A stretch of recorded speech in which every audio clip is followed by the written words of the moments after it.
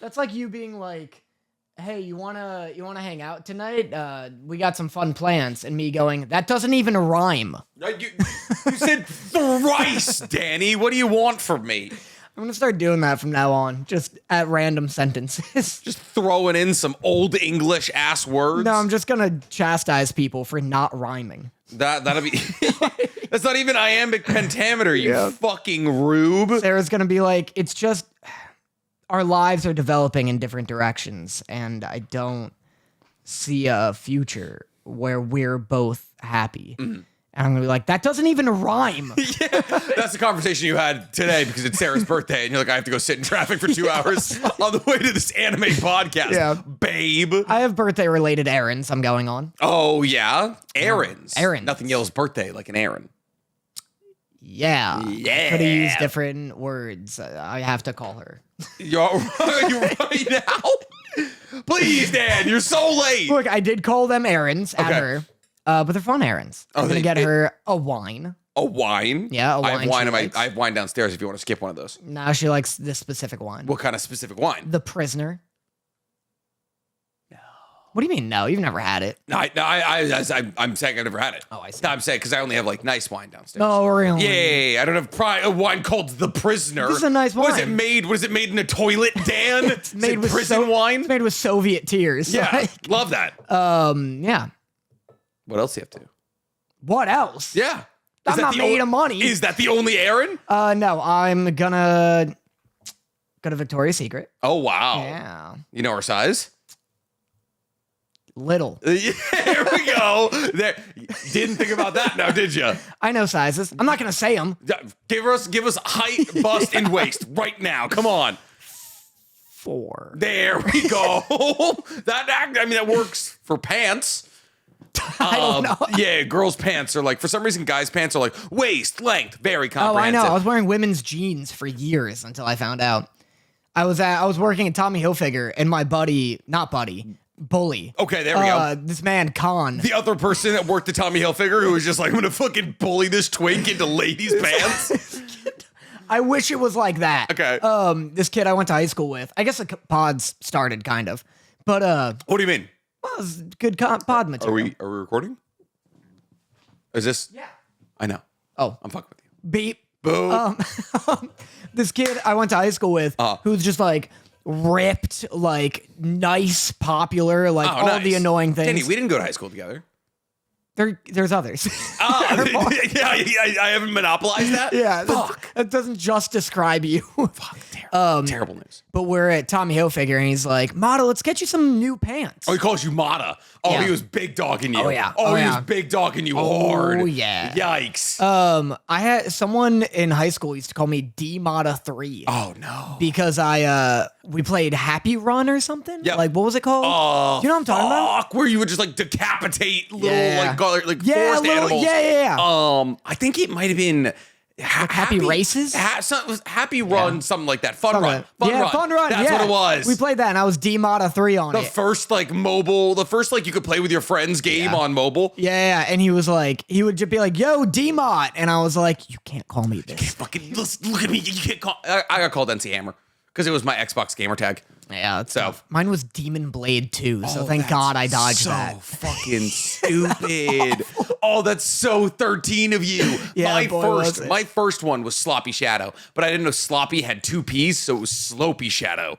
Sloppy Shadow. That was me, and nobody. I was like, I wanted to be Bright Shadow because at the time I was obsessed with Shadow, as in the Hedgehog. Okay. But I didn't want to be his dark and gloomy side. I wanted to be the Bright Shadow. Also because it was like kind of like an oxymoron. I was like, I'm a Bright Shadow. And then they were like, Bright Shadow's taken. Have you considered Slopey Shadow? And I was like, that's sick. And so I was Sloppy Shadow, but it was Slopey. That's so funny. That was really bad. But anyway, wrapping up, he was like, "Let's get you some new pants." And he was like, "What size are you?" And I was like, 14. And he was like, "What do you mean?"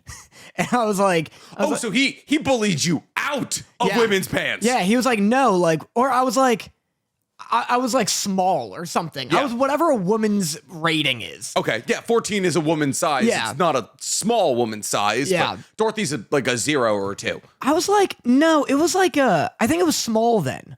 Like women's jeans What 14 has never been small, sweetie. No, then it was small. Easy. I don't know how to back that one up. I'm gonna be real. Listen, all body shapes are beautiful, but like 14 is higher on the scale than like there's double no way zero. I was 14 then. I'm getting the number incorrect. Yeah, no, you definitely wouldn't. Yeah. You'd be like a 6, Maybe an 8. Maybe a 7.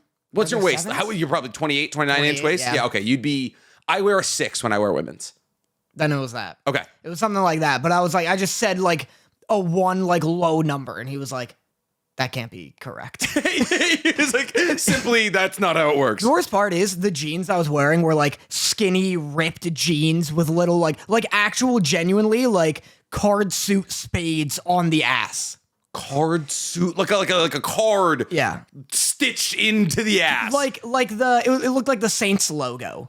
And on the and at no point where you're like, these might be women's G. You never like. I was like, these are fresh as hell. These are I like tight. the part where my balls cannot breathe. I feel like I was like, no pockets is weird, but whatever. My pocket is an inch deep. I got my phone sticking out. I got my fucking Motorola Razor sticking out the top here. So he didn't even bully you. He wasn't a bully. He got you out of a bad spot. Yeah. Whoever put you in those jeans in the first place, that was your real enemy. My mom. Your mother. My mom. Your mother came home, flapped out a pair of jeans. It was like, boy, oh boy. Yeah. I got such. She was snickering She was to like, herself. Danny, I can't fit in these anymore. You want them? Oh, you're like, hell yeah, mom. Those are fly as hell. Fuck. They're pretty fly for a white guy jean. Dude, do you know your pant size now? 28, 30. Nice. Yeah.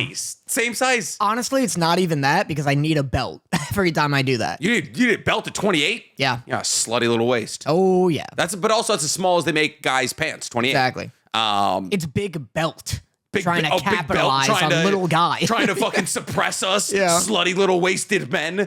Very fair and honest. Not even what I was originally anticipating us talking about for our cold opening, because we have so much to talk about here. We have a lot. Me and Danny had just the cutest little weekend together. We were all over the map. We went to Halloween Horror Nights for Sarah, his girlfriend's birthday.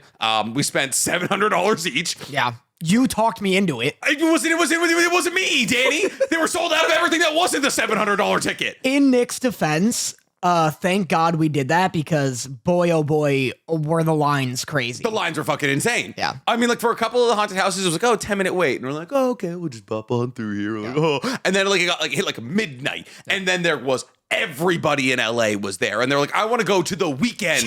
I want to go to the weekend haunted mansion. Yeah. For anyone who doesn't know, The Weeknd, the artist. As in the Toronto-based R&B singer, The Weeknd. He has a haunted house that's just a bunch of mannequins or people dressed like him being sawed apart. Just being like horrifically murdered. Like it's not what I would want if I was The Weeknd. I'd like to be the thing scaring, not the thing being brutalized. Well, it's funny because you walk into rooms and they're like, the wallpaper is like $100 bills and like other ones have like paparazzi cameras flashing. And I'm like, is the horror being The Weeknd? Yeah, like it's like, am I supposed to feel bad for this 5'5" man who could fuck half the women in America? Like, oh no, whatever will I do with these millions of dollars? I love the idea that's like from the twisted mind of The Weeknd. The Weeknd. Take a step inside his sadistic shoes. From the man who made Nick's sex mixtape in college, The Weeknd. What's The Weeknd song? Starboy. How's it go? I'm a motherfucking starboy. Gotcha. Then there's the entirety of the 50 Shades of Grey. Call out my name. Oh, he makes like Bruno Mars-y music. I mean, it's like Bruno Mars, like, but if Bruno Mars is actively trying to give you an erection. Bruno Mars makes you want to dance. You're conflating Bruno Mars R&B is with sexy. funk. Bruno Mars is sexy. He makes sexy music, but it's not sex music. Gotcha. Bruno Mars makes dance music. Right. It makes me fucking swing my hips. Who's dancing to I'll Catch a Grenade for You? Who's fucking to I'll Catch a Grenade for You? Touche. Yeah, logical counter. Logical counter right there. So we went. We had a lot of fun. I got a whole ass turkey leg. I showed it to Sarah, who's a vegan. She didn't like it. It was horrific looking. It was in everyone's It was defense. also not a great turkey leg, if we're being real. It was dry as hell. It was pink as the Dickens. Yep. I shattered my knee. You remember that? I forgot. Oh my god. So if you guys have ever been to Universal Hollywood, you'll know there is 1,000 feet in elevation change between two different parts of the park. There's the upper lot and the lower lot. The lower lot is like in the valley. The upper lot's like on top of a mountain. Yeah. So you have to take roughly, like, I'm not kidding, 1,000 feet of elevation and escalators. Like 4 escalators. So there's a woman we are getting on an escalator. There's a woman in a Poison Ivy cosplay. And I'm like, I point her out. I'm like, oh my God, is that a Poison Ivy cosplay? Because I was like, I love seeing cosplay in the wild. And Danny, because she's wearing a dress, says, oh, don't look up. That's not why I said it. Danny That's goes, not why I said don't look up. You don't want to upskirt these women. And as Danny's giving this PSA on how upskirting is a problem, while looking at the woman in a Poison Ivy cosplay, walks directly into the side of the fucking escalator and shatters his kneecap. I eviscerated my knee. I go, don't look up. Boom. I wasn't the bit I was doing because I looked up and it is like 100 feet of escalator. Oh, and that's your issue. Well, it looked crazy. And so it was like a play on like, don't look down. I was like, oh, up looks wild. Womp. And he just fucking buckled over. And I cry laughed the entire way up. It was fantastic. And then Danny bought Sarah a thing of popcorn, and I just started housing. Yeah, Nick ate the whole popcorn. I like leaned over to her and I was like, you don't have to let him eat that. Nick kept like taking fucking like pelican-sized haunches. Taking one kernel at a time. You kept dropping them because you're like 6 drinks in. Yeah, I was ripping through them, doing a little salty treat. And so Sarah's standing next to me. Sarah goes over to Danny and goes, I'm trying to keep up with him. Yeah. And Danny's like, she doesn't look at me or anything. She just starts matching my pace like we're in fucking Don Quixote. Like, you don't need to match him. Just tell him to stop eating your popcorn. I didn't buy it for Nick. And Danny's like, I just hear Danny like talking about me eating the popcorn, and I just like see Sarah's face go white as a sheet. I was like, oh, I'm so sorry. Oh, fuck. What a great time. Great time was had by all. And then we had an AnimeIRL shoot yesterday where we tested if Zoro swinging was possible. How'd the rig do? Took a while. Yeah. Kept falling apart. Nice. Kept breaking. Good. And then the teeth did explode, which was cool to see. That's sick. Yeah. That's kind of, I saw the still of Zoro's head. It was terrifying to look Horrifying. It was just a mangled nightmare. So that was fun. I like that we had a bunch of children running around while we were handling swords. Yeah, at one point, dogs showed up, loose dogs. Just a roving pack of mutts. Yeah, just 2 gigantic dogs came up, growled at the child. And then, they come up to me, I'm just sitting in a chair, and 2 huge dogs come up, and I look at What kind of dogs? Like like hellhounds. Gotcha. Just like Rottweiler pit mixes. Hell yeah. Huge dogs, I'm petting them, and I'm like, Richard? And he's like, yeah, and I'm like, what's happening? Excuse me, producer. Yeah. And he was like, he wasn't looking at me, so he was like, oh, we're just waiting on this. And I was like, no. Hey, I'm surrounded. You had a real opportunity to prove yourself there, friend. And I was like, these dogs. Yeah. And then the dude there, I almost like flew off the handle at a guy. So one thing I hate most are people just letting dogs off leash in like public spaces that aren't like a dog park or something. Yeah. Because it's like... Dog can wander out into the street. Dog can get lost. Dog can bite a kid. Dog can do so many... Yeah. Dog can fight another dog. Well, that's the thing. That's like the most obnoxious part is like I've like walked dogs for a job before and people like have loose dogs just run up to your dogs and be like, oh, he's friendly. And it's like, you don't know if mine is. Yeah. You know, like fucking... my dog could tear yours apart and there's not a damn thing I can do about it. Fucking people do that with the little crusty white dogs in this neighborhood. Yeah. And they're like, they run up to my pit bulls, but they bark at them. And like, I sit my dogs down and put them behind me kind of thing. Like they're barking at them. Like if that thing lunged at Wagyu, it's gone. Yeah. It's gone. Like Wagyu he's a sweet dog. He would kill dogs double his size. Yeah. Like I had a fucking white crusty dog sprint out of somebody's fucking, they left their gate wide open, sprint out of their gate at Wagyu. And fortunately, Wagyu's well trained, so I put him right behind me. But like, fucking, I was like, you almost lost your dog. That would have been on you. No, exactly. It's like, I don't understand. And they're like such dicks about it too when you like tell them to put a leash on. Yeah, they're like, and it's no, my dog's trained. I know, I'm protecting your dog. I don't give a shit if it dies. Yeah, your dog's trained. It just charged mine. But so like these dogs are off leash and I'm like, I'm about to go grab lunch for everybody. And I like go up to the guy who's like a friend of the people at the thing we're at. Yeah. But it's this huge parking lot. And I'm like, hey, I'm about to head out if you don't mind just like grabbing your dogs real quick. And he was like, okay. And the way I almost like super disproportionately like laid on his ass about it. Like the way I almost just lunged on this dude. Yeah, it's the worst thing ever. It's the only thing that brings me into like a Karen state of rage. Yeah, no, it's fucking so stupid. Like I grew up in the country, and we'd be in the woods, you know, and let our dogs off the leash in the woods so they could rip around. But like if you're in the city, what are you doing? What are you doing? Like if you're fucking anywhere that's like got a population over 10,000 people, pull your dog on a fucking leash. It's insane. So dumb. Anyway, but we do have a lot to talk about. A lot to talk about this week. Can I lead the show here with a little bit of surprise, a little bit of note. Sure, yeah. What a change of pace that would be. You leading the charge of the podcast with like, you know, a little shift in tone here. You're an idiot, and I hate you. Rats. And you're wrong. Dang. You've been wrong about everything in your entire life. Shucks. I watched 14 episodes of the Apothecary Diaries. No, you didn't. Is fucking awesome, No, you Dad. didn't. Nick is Mao Mao lying. is great. I love Jin Shi. I love everybody. She's a great little detective. I love that they draw her as a little cat. You know, Mao means cat. You know, when they call her Xiao Mao, that means little cat because she's small and she's always got cat ears. Dan, how dare you say this is an episodic show with no overarching themes? They try and fucking poison her courtesan. I'm sorry. No. That's a whole show. They're always trying to poison a bitch. Courtesan. Yeah, courtesan.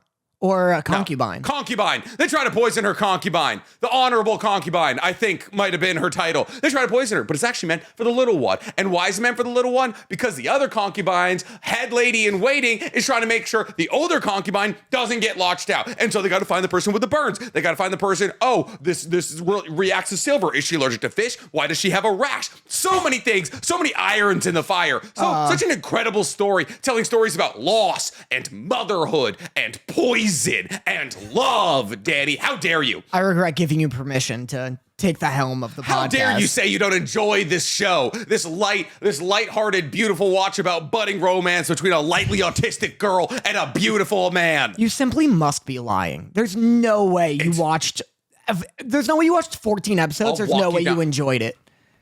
First off, how dare you? I'm watching it with Dorothy. Insane. Dorothy loves it as well. It's so boring. 0 for 2. I'm not going to give a shit about Concubine the show. I lied. I've seen 18 episodes. Insane. I've seen 18, Danny. Concubine the show. How dare you? Oh, because women can't be important, Danny. I love learning about Chinese antiquity. I love learning about court systems. I love learning about, the real... I've been to the Forbidden Palace. I hate feudal China. Why? It's so dull. Everyone's so pretty. It's so just fucking They all got their Aaron Yeager in his final form, hair weaves. They've all got the same hairstyle. Yeah. It's just down to their ass. Yeah. It's all robes, it's all long hair, it's all just like, that's improper. Yeah. I don't give a shit. You don't like learning? There's like, I've never seen a like feudal China show where there's like actual blunt conflict. It's like too subtle for me. Well, because they had endured many thousands of years of peace. Boo. Dan? Boo and hiss. It's because that's the fundamental tenet of fucking fiction, non-conflict. Oh, I'm sorry, Danny. I'm sorry that feudal China built out an incredibly robust agricultural system and then built the longest man-made structure on Earth to keep the goddamn Mongolians out. If you want a conflict movie of feudal China, watch the movie where Matt Damon as a white man goes to defend the fucking Wall of China. The Wall of China. I will not watch The Great Wall starring Matt Damon. It's a fucking terrible movie. Did they explain why he's white in that movie? It doesn't take place in modern day, because he's like does fully it? not European either. Like he's got an American accent and everything. Like he's like with like Oscar Isaac or something, or like Pedro Pascal. They're fighting demons. They're fighting like lizard, like lizard Mongolians. It's like you can just say the Mongolians were charging your walls, not lizards. Come on here. I just hate like that era always bores me. And it's not even like I don't like. Well, it's not a donghua. It's a detective anime. It's just boring. You said Mao Mao has no. You're like, oh, she has no character. She's boring. She's not boring. She's so boring. She's not boring. She likes poison. That's new. That's fresh. She wants to taste poison. That's new. That's fresh. Having a hobby does not make an interesting character. It absolutely does. If you're interested in said hobby, Naruto's hobby is making friends. Poison? Oh, you're gonna say Naruto's hobby is making friends. He likes fighting. So, And I like fighting. she's fighting the ops who are trying to poison her fucking concubine. Is it better than Frieren? Yeah. It's not better than anything. It's not better than Delicious in Dungeons. It's still a very pleasant watch. I don't want to be pleased during a watch. It's an 8.4. It's good. Swap those numbers. It's not a 4.8. It's a 4.8. How dare you? I can't even imagine. So you don't like Jinshi? You don't like Jinshi? Is he the beautiful eunuch? Sassy eunuch? Yeah. He's definitely not a eunuch. He's actually the Emperor's child. They kind of reveal that. Fine. He's fine. He's hardly in it. He's in the episodes I got because you only watched 8 episodes, Dan. That's such a reasonable amount of episodes to get into. All right, first off, the OP, the opening fucks. Bores. The OP. It bores. A minute in, that switch when she's wearing like the cosmic galaxy dress. The OP is so incredible. I love Mao Mao. I like her relationship with Light was one of my notes. Isn't that funny that's Light? He does such a good job though. He does such a good job of just being like grumbly and hot. Yeah. He's got a fantastic voice. I love when they make her a cat. How do you watch episode 3 and not fall in love with the show? Isn't that the one with the fucking the one where the girl is aphrodisiac? Like, no. The one this is where, the sleepwalking yeah, one. and like she's dancing. She's trying to like lower her value so she can marry her childhood love. Who gives a shit? Gorgeous episode. Boring and the concubine's episode. like watching like, oh my God, I wish that was me because she's stuck in this system with like the horniest emperor of all time and he's the fuck 14-year-olds to feel alive. He actually never fucked the 14-year-old, but still. Thank God. Yeah. You know, it's crazy though. What's crazy? The 14-year-old concubine? Yeah. She's from the last emperor. She was 9 when she got recruited as a concubine. Whoa. Isn't that nuts? I don't care. You should, Dan. That's a big development. It's just so boring. There's a cool little bit at the beginning of I think episode 8 or 4 where the eunuch fights a dude for a second. That's kind of cool. They're like training. Oh yeah, they're doing like little martial arts training. Yeah. Yeah. It's him and his like assistant guy. I just don't care about any character. There's no fighting in Death Note, Danny. That's okay. Yeah. There's it's the interesting same characters. rationale. She's so boring. There's no L. There's ironically a Light, but not a good written Light. There is absolutely an L. Mao Mao is the L.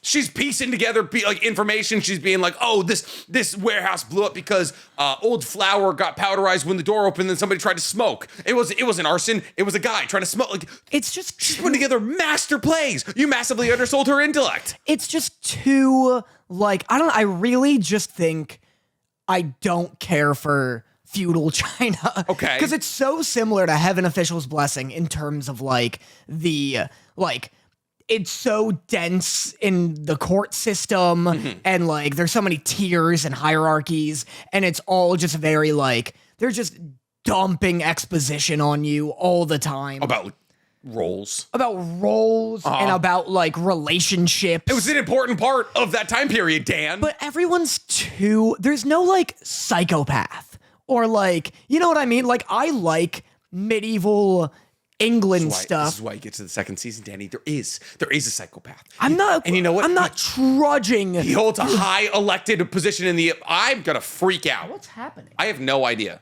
Stop moving so much. I'm not moving. Stop moving so much. There's no like. I like medieval every other era, honestly, because usually there's a lot more like they're like sadistic conflicts. Like Vikings are all conflict. I don't care for Vikings too much. It was a pillage based. Yeah, exactly. Community. But like I like a lot of like medieval stuff, like European medieval stuff, because they're white. Because they're white. Because they're white, Danny. Because they're not Chinese. And they speak that sweet, sweet mother's English, you know? No, because I feel like the characters are typically like more varied. That's my thing. Like, it's not the subtlety of the plot lines. It's like the subtlety in characters. Like all the characters in Heaven Official's Blessing feel like the same fucking character, but a different shade. Like, they're all one color, they're all a different shade. They're not all the same character Everyone's in this. so subtle. There's Mao Mao, who's a little detective. There's Mao Jinshi, Mao's different. who's a beautiful human being. There's his attendant, who's a conservative and measured and honest man. There's her friend, who she was a washing girl with, who's a gossip. There's too many measured and honest people. There isn't. All the ladies in waiting outside of Lady Kokyo, I believe, outside of Lady Kokyo, fucking, they're mean to the concubine. Like, why are they mean to the concubine? It's like, oh, everyone's bullying this 19-year or this 14-year-old concubine because they believe that's their best way to the top. Like, they can bully this like young, naive girl. They're forcing her to eat fish. She's getting a rash on her hand. And so Mao Mao's just slapping bitches. Dude, Mao Mao slaps like 4 bitches. She's slapping. She'd be slapping bitches. She do be and slapping. she'd be putting bitches in their places. Mama don't fuck around at like 4'9", dude. I don't like this Chris Rock. And then she's popping down to the pleasure district, and there's just hefty-breasted women taking baths with her, and I'm just. And Mom was like a little bit of an alcoholic. Every time she sees booze, she gets stoked. And then they're like, "Oh, we're gonna pass a bill to make booze. You have to wait until you're 20 to drink it." And she's like, "No, don't do that, please." No, and there's a budding romance between her and Jinshi. And Jinshi's like this lifelong player. He might be the child of the emperor. See, you wouldn't like K-dramas because it's literally a K-drama. I would. It's low-born girl meets undercover CEO. Yeah. Undercover CEO for some reason loves lowborn girl because she doesn't treat him like the rest of the girls in his life because she doesn't know he's undercover CEO. But I fucking love K-dramas, Dan. I don't like romance. I don't mind romance in Sociopath. We've been over this. Yeah, I don't mind romance in shows that aren't strictly romantic. Like, I like Skate the Infinity. It's a skateboarding show with a lot of romance in it. But you take away the skateboarding, I'm bored.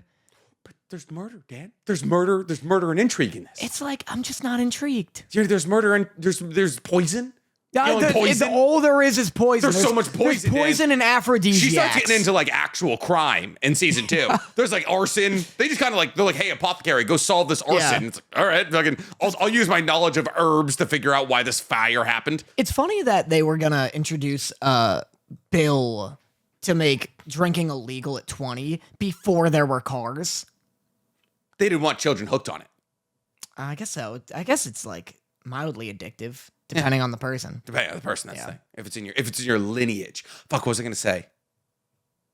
Oh, I was gonna say, I don't even think you like romance in real life until this weekend when I saw you and Sarah having a very sweet and tender moment, but you thought nobody could see.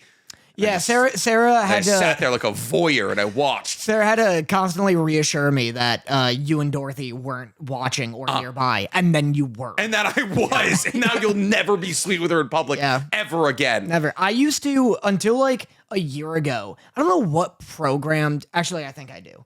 But until like a year ago. Do you want to unpack something from your childhood real quick? Well, no. In high school, I was so gross with PDA. Oh, you were just like pushing people up against the locker between classes. Oh, yeah. I was disgusting. I didn't do that in high school. That's classy.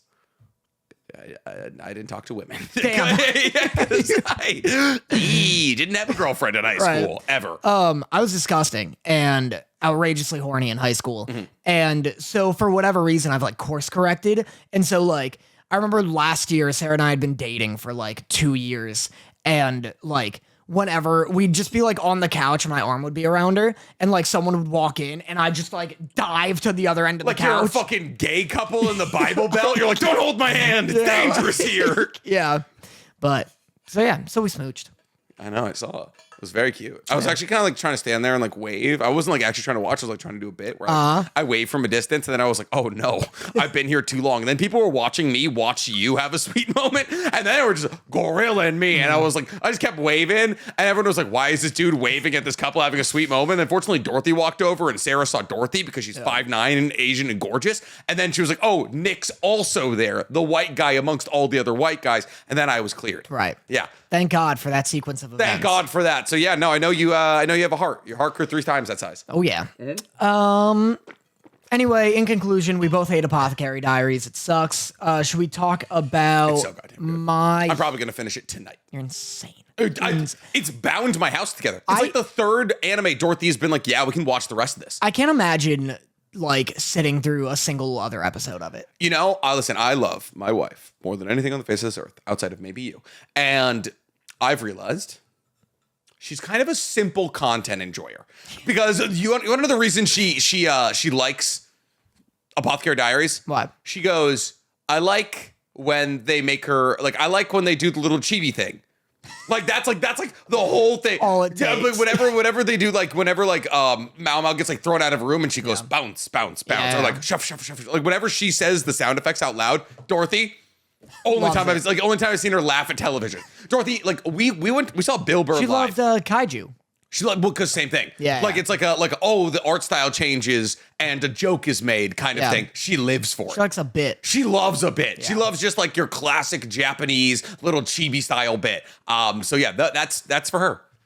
So maybe I'll show her Demon Slayer. I was just gonna say she'd like some episodes of Demon Slayer, but unfortunately there's like 3 or 4 episodes of Demon Slayer where there's no pits. Yeah. And it's just like, oh, there's this demon. I know, yeah. He top sticks Rengoku. Show her Mob Psycho.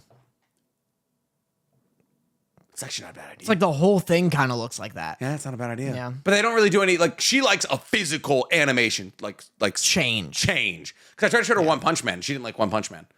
Wow. Yeah. Because it's like things, the whole thing's a bit. She needs a tempo change. Got you. She needs to know when to laugh. Yeah. You know, because it's like, oh, it looks different. Time she to needs laugh. an anime sitcom. Exactly. Yeah. She needs the laugh track and Speaking everything. of an animation change, should we talk about My Hero? Do you know what I'm talking about? Wow. Just wow. It was fucking awful. It was really fucking bad. This episode was terrible. Wow. It was like, wow. Dude, this was like, all right, this entire season we've talked about how, this is the best animated season of My Hero we've seen in a long time. They did like justice to a couple of the really important fights. And then we got no less than 14, 15 still frames this episode. Like genuine, like Tokoyami going into his I forget what he calls it. Yeah, like his Valhalla form or something, like Ragnarok form. He goes into his Ragnarok form, which is a massive moment in the manga, and he's like going to fight against the strongest ever version of All for One, and he like slams him into the ground. Slideshow. They just manga framed it. They just colored it in the manga. And it's like, fuck, what are we doing? I wasn't even talking about that. I was talking about when Hawks briefly dies. And then they do a silly, goofy shot of Tokoyami. Yeah, where he looks like a weird little doodle bird. Oh, yeah. And I just had a note, like one of my only notes was, what the fuck is happening with Hawks right now? Yeah. Because, he is punched through and then it's, oh, God.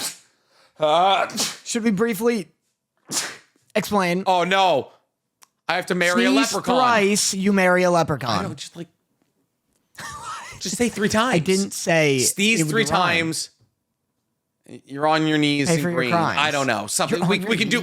We can do better than this, please. I didn't make it up. Your mother did. No. That's just a known thing. If you sneeze thrice, you marry a leprechaun. I don't think that's a thing. Danny, we grew up very close to each other. I never once heard this. I've heard actually sneezing 3 times is lucky. I guess marrying a leprechaun would be lucky. I guess if you would learn where his gold was. The creature can marry any girl who sneezes 3 times, provided no one says, God bless you. Oh. I didn't know that part. Why wouldn't you want to marry a leprechaun? That feels Irish erasure-ish. Well, you haven't met this guy. I haven't met the leprechaun? Yeah, it's a fucked leprechaun. The rich man I get to marry if I only sneeze 3 times? That sounds great Just to me. a rich little guy. What's not true love? I'm a rich little guy. What if it's not true love? You're the one that comes to marry the women who sneeze. Oh, it's me. Do you want some of my gold or my 3-inch micro penis? Actually, 3-inch hog on a fucking leprechaun would be crazy. I guess. You're mostly dick. Yeah, you're mostly dick, little guy. But should we explain what episode of My Hero this is? Tornado guy. Yeah, what happened? Episode. That's my beef. This was another just like. It feels like this season is so stretched out that every episode we spend like 10 minutes towards a character just being like, I won't let you win All for One or Shigaraki or Dabi or twice. Can I say something? Gone. Can I say something in confidence, trust tree here? When this episode ended, I sighed and I said out loud, I can't wait for this anime to be over. I'm also kind of sick of My Hero. I'm just getting like My Hero exhaustion. Yeah. And like I feel as though like I love the manga, and I feel as though at this point I just have like the political obligation to finish this story because we're so fucking close to the end. But we're like, here's the thing, we're not even that close. There's gonna be like an entire another 24 episode season. It just feels sloppy.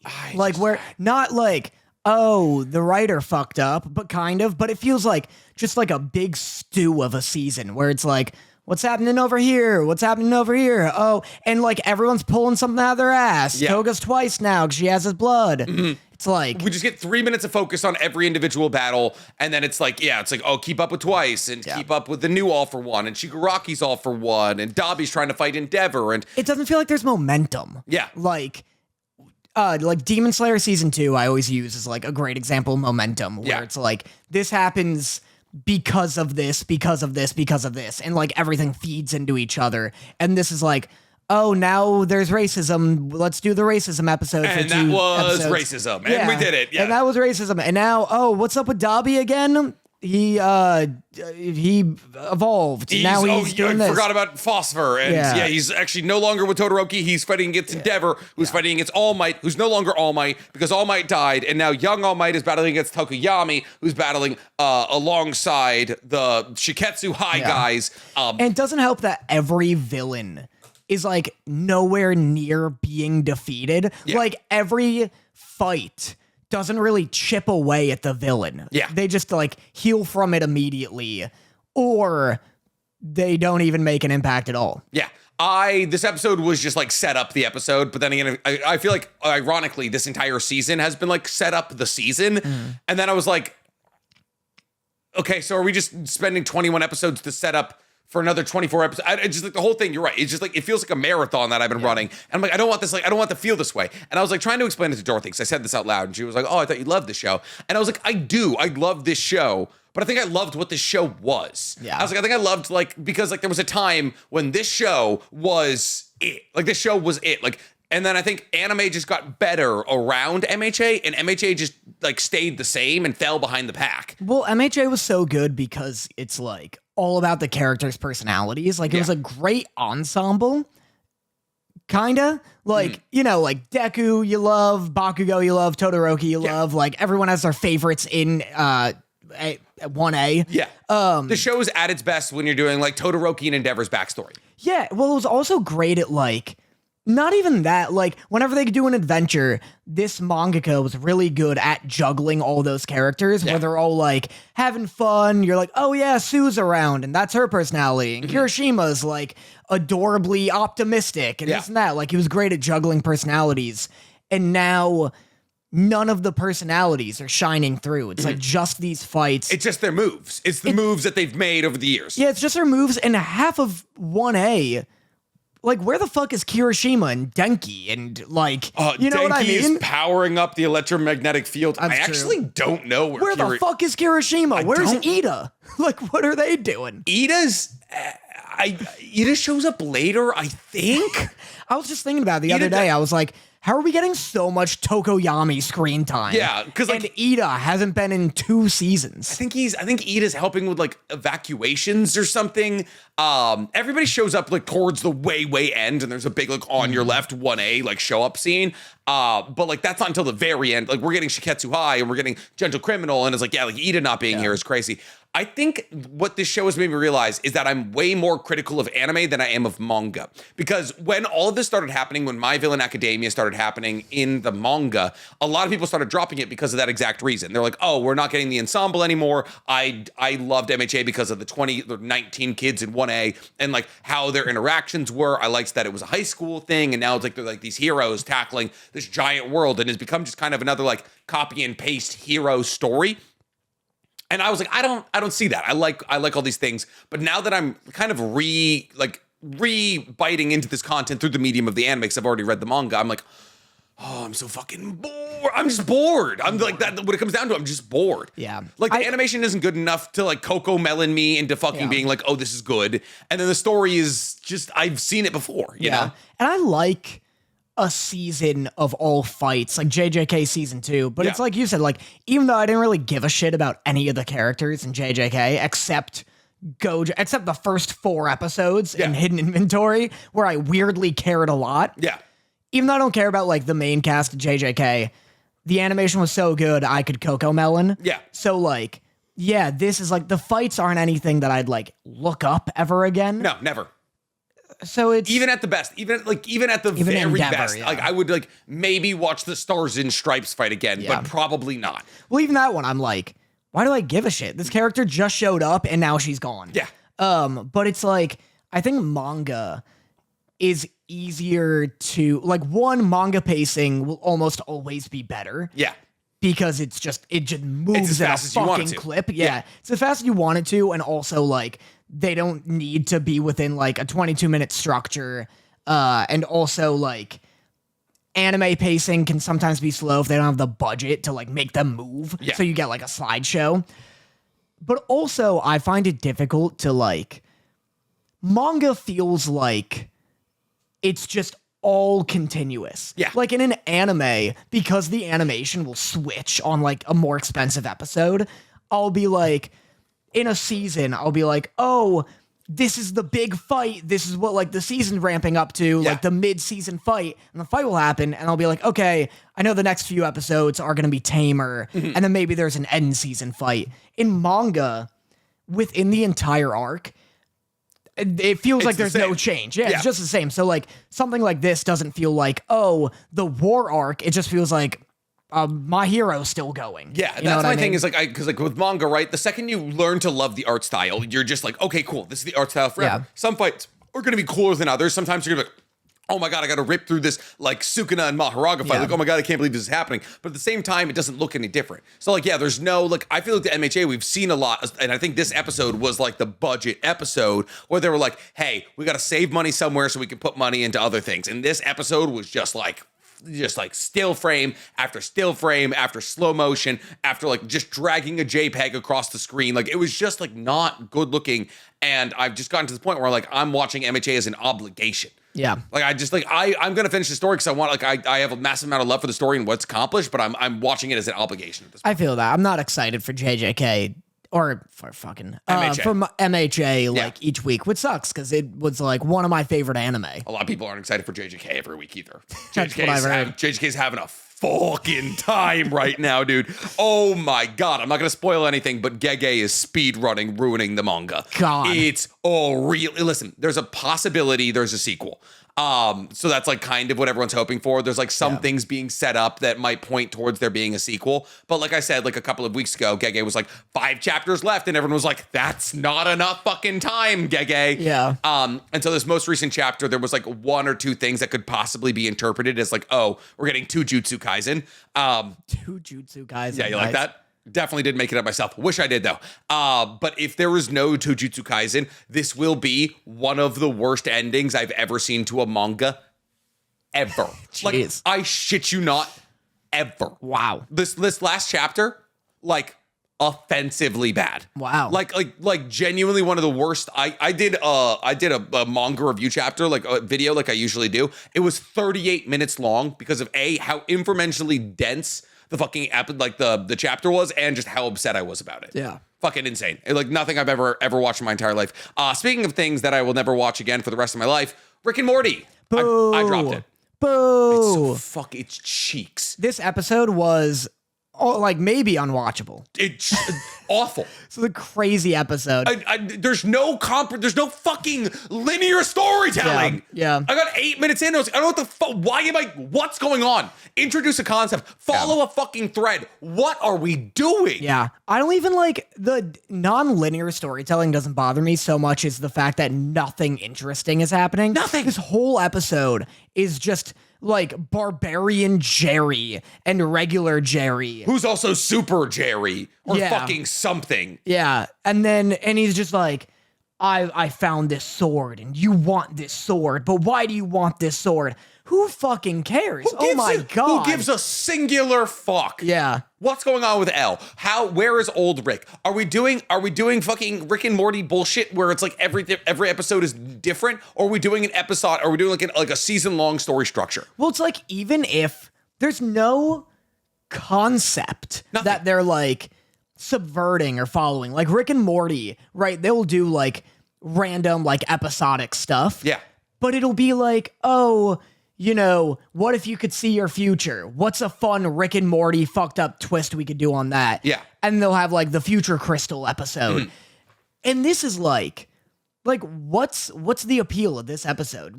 What is this sword bit? Like who gives a shit? It's just like, hey, what if Jerry was cool and strong? And then there's like, oh, fucking like barbarian Jerry's in this universe now, and he's toting around regular Jerry, and it's gonna make everyone appreciate regular Jerry. It's awful. Yeah. It's so bad. I cannot commit to watching it for the rest of my life. I can't. We gave it more episodes than it deserved. Yeah. No, we did. I wonder what do you think the rating is now? It's got to be worse. I forget what it was before. It was like 2, I think it got up to like 2.9 maybe. If it's above 2, it's just dick riders. It's Rick and Morty meat riders because it's It's one of the worst things I've ever watched an hour of. 2.7 on IMDb. 50% on Rotten Tomatoes. IGN gave it a 7 out of 10. I don't trust them for anything. What the fuck are they doing lately? The swagger of a young black teen. This authentically, what a throwback. Yeah. Oh, for episodes 1 and 2, this authentically Japanese adaptation feels less like a remake and more like an uneven work of fan fiction. Yeah, well, it's weird that they're like... Authentically right? Japanese? What the fuck is that supposed to mean? It's a fucking anime from Japan. Like, how much more...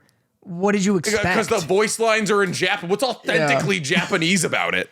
Golly. Yeah, what an awful, awful product. Yeah, that's crazy. I can't believe Adult Swim paid for this. I can't believe the entire thing got greenlit. Somebody had to sit down and watch it and be like, oh, yeah. Oh, we're cooking with gas now. Even before it came out, I was like, this is an awful idea, but I'll check it out. Golly. Ironically, only the second worst thing ever churned out from Rick and Morty. What's the first? Justin Roiland. Oh, yeah. I thought you were going to say the Szechuan chicken, like, oh, when everyone debacle. was like fighting each other over a fucking McDonald's dipping sauce. Yeah, when everyone was awful for like a year. Oh, surprise, surprise. You galvanized Rick and Morty fans. Yeah. Anyway. Yeah. Just awful. Just so genuinely really bad. Just, let me see. The way we could be watching plus-sized Elf with this time that we Were you watching more of that? No, I haven't picked it back up. I actually watched all of Apothecary because I've Diaries watched 18 instead. episodes of Apothecary Diaries. Yeah. It's been eating up my free time, dude, and I'm living for it. I'm also crunching down on One Piece right now. I hit 10:30. Yeah. Oh my god, dude, I'm fucking nuking. Speaking of animation, One Piece decided after 1,000 episodes, they're like, I don't know, what if we cooked? Is that when it starts? It starts cooking at 1K? Episode, the pitch of a lifetime. If you ever have a friend who's like, oh, I don't like One Piece, I don't like how it looks, just tell them, don't worry, at episode 1,000, it starts looking really good. Yeah. There's like episode 1015 or 1017. It's like Kid, Law, and Luffy versus Kaido and Big Mom, who are two emperors. And it's just like genuinely very impressively animated, and I'm like, it's even more impressive when you consider the fact that it's a weekly anime, but like at the same time it's not, because you're like, oh, maybe that's why the rest of the show looked terrible, because they were prepping for this one episode. And so like I believe like 1,000 to 100 are gonna look good, and the next 1,000 episodes are gonna go back to like Skype doo-doo. Right. It's gonna be a lot of fun. We never talked about, did you see what arcs season 2 of the live action One Piece are adapting? Logetown. No. Yeah. Whiskey Peak, right? Whiskey Peak and Logetown. Yeah. How do you feel about that? I mean, you got to do it. I can't. Did you want to skip it? The worst arc. It's just going to be a boring season. Where do you want to be introduced to Robin? Alabasta. Robin is not introduced in Alabasta. She's Miss. Pretty much. She's Miss All Sunday. Yeah, I hate all that. Listen, I'm not going to sit here and say that it's a strong part of One Piece. It simply is not. Scrap all that shit. I'd skip it if I could, but unfortunately, like you have to introduce Mr. 3. There's Zoro cutting through steel with Mr. 1. I think Bon Clay is introduced in that arc. Zoro cutting through steel was like the dumbest shit ever too, wasn't it? Wasn't he just like, I can do this now? He had to like physically, like he had to tell himself he can cut through steel. Yeah, he had to believe in himself a bit. Like, more or less, yeah. It had nothing to do with like hockey or getting stronger. He was just like, I need to believe I can cut steel. Yeah. And then you got Laboon, and you got the Giants. They're gonna do the Giants. No, that's not Logetown or Whiskey Peak. That's its own arc. Oh, the Giants are its own arc. I thought that's tied Laboon in. also doesn't happen until they get to the Grand Line. Wait, is Whiskey Peak Grand Line? Yeah, I think it so. is. Yeah, no, so they will do Laboon. How dare you hate on Laboon? Who's your favorite Straw Hat? Zoro? Wrong choice. Bad choice. I'm going to treat you like a Greek god. I'm going to treat you like you treated my Greek god choice here. Bad choice. Zoro, out your of the favorite? Ones I know. So fucking basic. You only have my pool. Take my pool. Who's your favorite? What's your pool? Zoro. Yep. That's it. Pirate Hunter the Zoro. only one I've met. Oh, the guy tied to the crucifix, or not the crucifix. He seems cool. He seems like he's gonna be cool. Yeah, no, probably. I like the way he wears his bandana. Yeah. Zoro, Sanji, Nami, Chopper, Robin. Leia. But she's done nothing. That's yet. She's done zero things. All she's done is snap a dude's neck, which was awesome. Yep. It was the coolest thing anyone's done. Also, I forgot. Luffy? No, I didn't count him. Luffy's nobody's favorite. Usopp, I feel bad Luffy about. is some people's favorite. Shouldn't be. In the same way that like Naruto is some people's favorite character in Naruto. Naruto's a better pull. Naruto's a better pull than Luffy. Luffy's objectively fair. Luffy's like One Punch Man.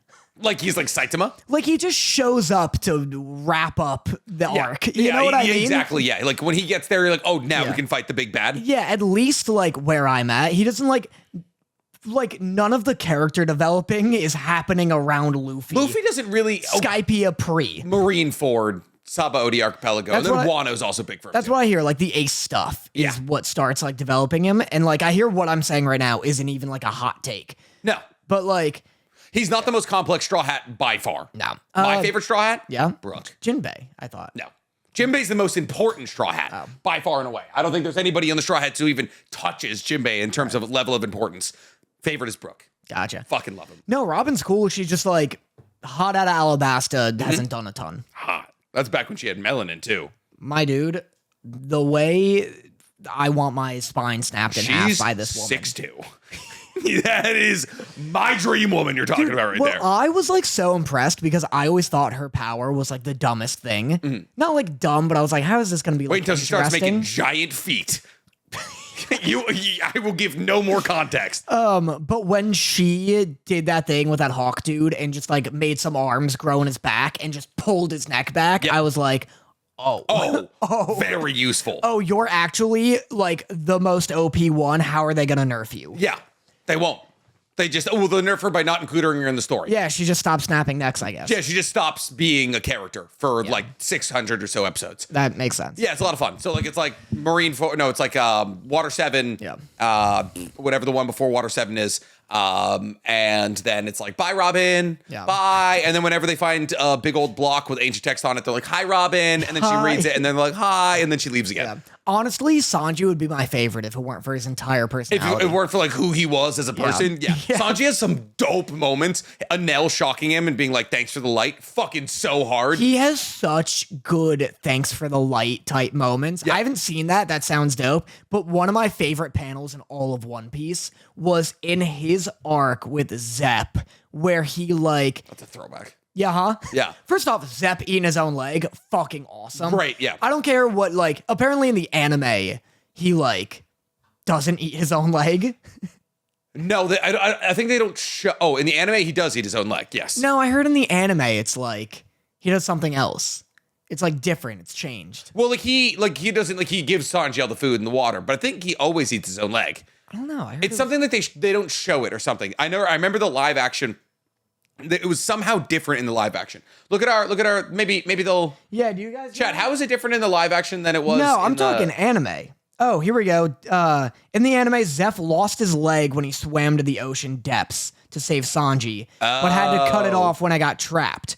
In the manga, they're just like starving on it's awesome. In the manga, Sanji's like telling his backstory. He's like, every now and then he'd find some meat for me to eat. Yeah.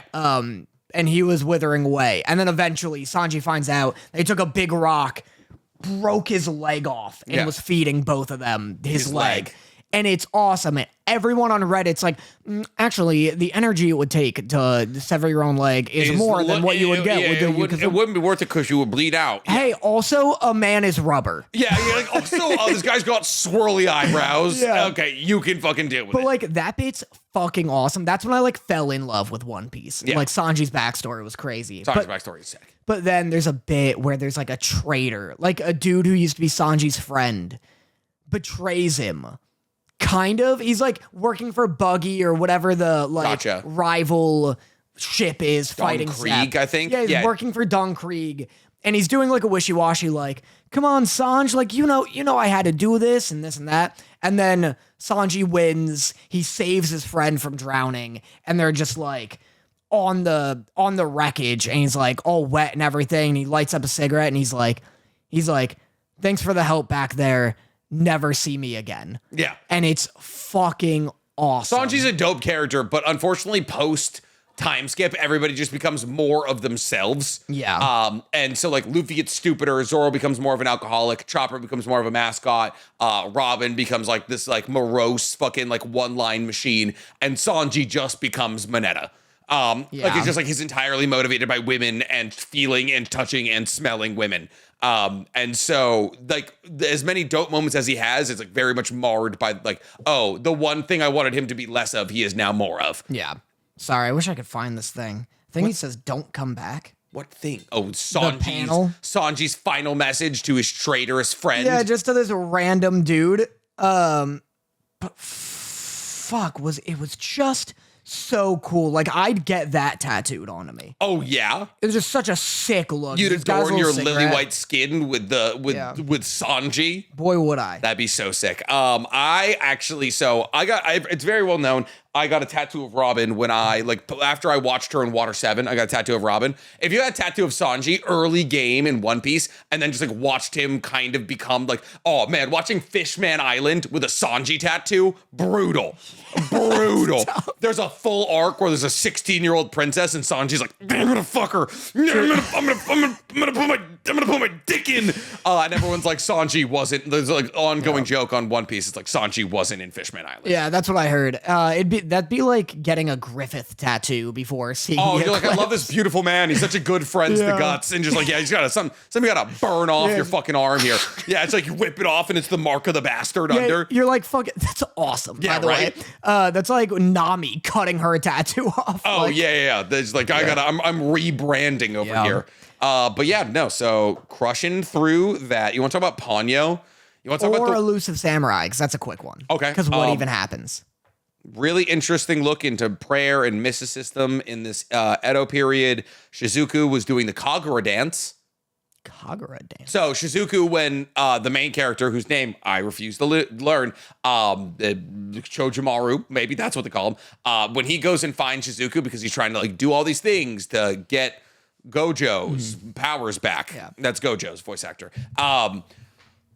She is doing like a dance at the river, and she's like, oh, that's the Kagura dance, like reserved for the gods. And that's the Kagura dance that's like the Hinokami Kagura is based off. Whoa. Because the Kagura dance is actually a dance done by a god named Kagura to get Amaterasu out of a cave. Whoa. Yeah, so in Shinto lore, Amaterasu, after getting in a fight with Susanoo, I believe, casts herself down into a cave, so the entire world is plunged into darkness. So the goddess of revelry and dance, Kagura, goes outside that cave and does a dance called the Kagura dance, which they would later become known as, to lure Amaterasu out of the cave. Let's go. That light comes back to the world. Let's go. That's why we're so back. Yeah, that's why the Kagura dance is like big in mysticism. It's like a way to appease the gods of Shinto lore. Dude, I thought the Hinokami Kagura dance was based off the Gritty. It is. Is she widowy hitting the Gwidding at Muzan's palace? She widowy hitting the Gwidding at the Infinity Palace? Hinokami Kagawa widowy. And it's just him sweeping katanas at fucking ankles. Yeah. Swings his hands through. Yeah, I thought water breathing was the nene, and then this was the Gritty. That's I love when we talk about dancing and you just do the 3 moves that white people knew in 2017. Whip. Yep, you got it. Nene. Oh God, you just yearn for a time when music was told you what to do. The Gritty. Yep. The Humpty Hump. The Humpty Hump. There we go. Okay, that's 4. You've proven me wrong already. Turn it out. Turn it out? What is that, Hillary Clinton trying to tell you to come vote the fucking dance? That's what they say in, does he say turn around? What the fuck in the cha-cha slide. He goes, turn it out. No. And you turn. I think he... Turn around. It out. Now you got it in my head, and I don't think that's what it is. That's what he says. You're going to Google the lyrics to the cha-cha slide so you can read them next time you're at a wedding? It's going to look like a fucking Psychopath's Manifesto reading the cha-cha slide. 2 steps. 1 hop this time. Okay. It's like baking a cake. Yeah. Like it's, you're like, okay, I'm learning. When do I get to the butter? I want a court disposition of like some typographist like slowly reading the cha-cha slide back. Funky, and then parenthesis, echo. Funky, echo. Everybody clap your hands. Clap, clap, clap, clap your hands. Clap, clap, clap your hands. I don't know if your hands needed a clap. All right, we're gonna do the basic steps. To the left. Take it back now, y'all. One hop this time. Oh, sorry.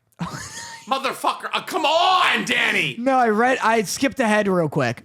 Hold on, because it goes, all right, one hop this time. Right foot, let's stomp. Left foot, let's stomp. Cha-cha real smooth. What do you think the next line is? Turn around.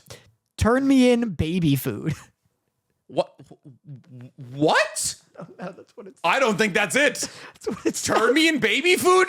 Turn me in baby food. They can't fucking, that's not nearly enough words, Does Dan. he go, turn me in? And then he goes, baby food. Turn me in baby food. What? No. I don't know, it's just turn me in baby food. Where are you getting these lyrics from? Turn me in. Streetdirectory.com. Oh, of course. Nothing quite like Street Directory, the fucking website. Anyway, that didn't. Yeah, turn it out. Okay, that Turn it out. Baby food. Baby food. Ponyo. Elusive Samurai. Oh, Elusive we also Samurai. got to see the main antagonist's brother, Yeah. who was also maybe evil. Kind of. Okay, here's my thing. Oh, I did have a note here. Why do I want these brothers to win was my note. Because they were sitting down and they were just like goofing, talking Yeah. about their childhood. And I was Yeah. like, I kind of like these guys. I like him. And then they immediately were like, oh, he wants to eat Buddha. And I was like, well, that made me like him more. Yeah. They're like, oh, Buddha's a target. And I'm like, that's I love the idea too. super metal. I love him being like, I don't even know if he knows it, but he's like becoming something inhuman. Uh-huh. I love the idea of a really nice and like charming guy not knowing he's becoming evil, but in a way that his personality doesn't change. Like, I like that he was like, I painted you this. And the other brother just like stands in the doorway and he's like, that's sick, dude. Let's go grab an ice cream. Yeah. I was like, all How right. about we get out of here? How about Yeah. we move? How about we move out of the And then dark it's room? just like burn everything but the Buddha, burn it all down. Yeah, I love them. Like, I really want more. And metal as fuck. it's so sick. Well, also, like, I like what they're doing. Like a boy pissed off on Christmas Eve because he wants it to be Christmas. I want more of them. Like, I want them to become main players, but in the way that Christmas Eve is important to Christmas, I love that we're just getting sprinkles because it's gonna like pay off. Because every time we've seen him, it's just like this fucking unrelenting force Yeah. of nature. Yeah. Yeah, it's awesome. And so by like season 4, whenever they're gonna get to him, like it's gonna be awesome. Yeah, like, when Elusive Samurai season 4. That's gonna be dope. dude, I love this shit. I love Elusive Samurai. You're much higher on it than I am. It's awesome. I like it. I like everything about it. I will admit it's like a JJK season 2 for me, where I'm like, if this looked like Food Wars or something, I wouldn't be into it. Yeah. The animation carries, the art style's great. Yeah. But yeah, there's no character where I'm like, that's my new Inosuke. Like, I want that guy's spin-off. It's a fun cast. I like the god. Yeah, God I like, dude is fun. I like the god. I like the dude with the little like the ninja. yeah, the little Yeah. mask. It's like a something mask, like Shinobu mask or something. You talk the fox mask? Yeah. The Kitsune mask? Yeah, Kitsune. Yeah. Oh, the Kitsune mask. I like him. I like the dude with like the long like blue hair.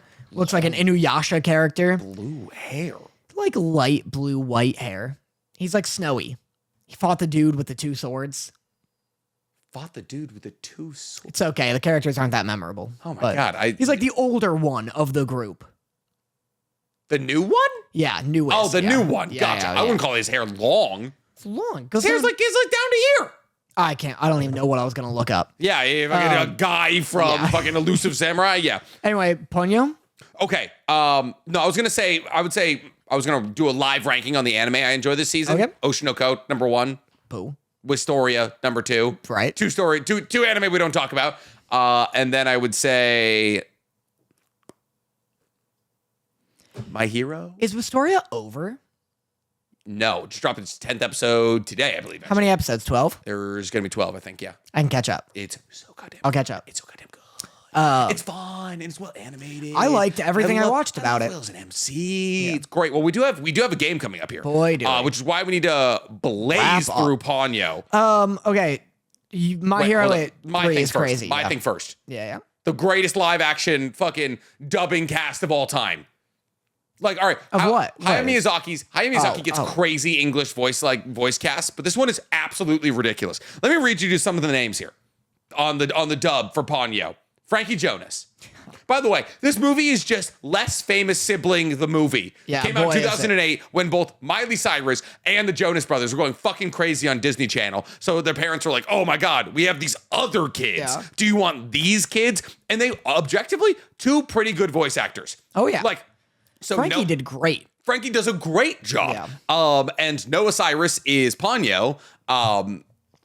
Yeah. Her name is Noah? Her name is Noah, and Whoa, she has crazy. no eyebrows now. No eyebrows, Cyrus. eyebrows, No Cyrus. eyebrows, Cyrus. She's fucking terrifying to look at. No eyebrows is a fucking scary ass look on anybody.